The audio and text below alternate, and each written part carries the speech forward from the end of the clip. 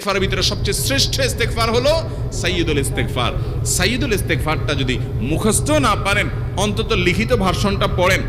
সাইয়্যিদুল ইস্তেগফারের যে অর্থ, এটার যে মর্ম, বড় হৃদয়গ্রাহী ভাই, বড় মর্মস্পর্শী।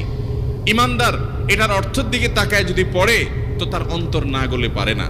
আল্লাহুম্মা আনতা রব্বি, হে আল্লাহ আপনি আমার রব, আপনি আমার পালনকর্তা লাগেন। আপনার সাথে আমার এই সম্পর্ক, আমি আপনার গোলাম, আপনি আমার রব, এই সম্পর্কটা আপনার সাথে আছে।